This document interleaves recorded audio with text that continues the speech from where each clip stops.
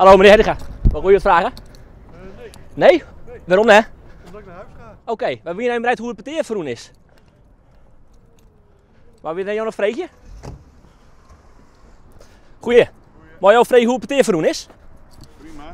Ja? Bij Belly ben ik kwijt blijven. Nou even geen commentaar. Nee, waarom dat net? Nee, dat wil ik niet. Want waarom doe je hem... Maar opraden, doe ik niet. Wat ga je maar eens opraden? Wij hebben mij maar opraad, even Ja. geen commentaar. Dus ben ik wat hierin ervan. Waarom moet er straks geheimzinnig goed in? Ja, dat zie je binnenkort wel eens in. Ja? Ja, komt weer. Maar is het net die dat er nou dat je een keer uit anonimiteit gaan en dat... Dat wordt net zo lang meer.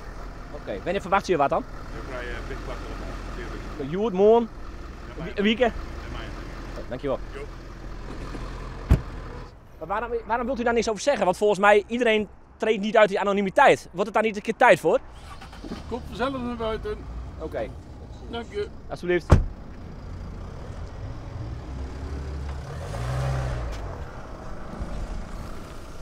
Wido de Jong, voorzitter van de Raad van Commissarissen. Johannes krijgt het peteerhoorn, maar de sponsoren. Hoe je dat peteer verroen? Nou, dat wie een iep en een constructief peteer. We hebben de kritiek aangegeven die de man hier.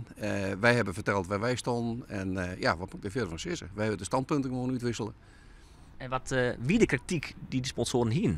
Nou, maar het spitst zich toch wat daar op het horen van het onderzoek. Dus daar hebben we wat nader over gediscussieerd met elkaar.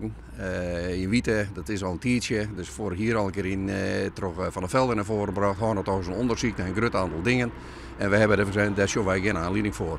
Nou, ik heb nou de argumenten aan de man nog een keer op een rijtje gezet waarom wij vinden dat er geen aanleiding voor is. En daar hebben we zitten praten. Joost is nog heel titen, dat onderzoek komt er net. Nee. Maar hoe reageren zij daarop, die sponsoren? Nou ja, het is logisch, als iemand graag iets wil en de oren wil het net, dan is de andere partij natuurlijk net blij. Dat is hier natuurlijk ook gebeurd. Maar wat hier aan de hand is het volgende, en dat is toch wel belangrijk om even te weten.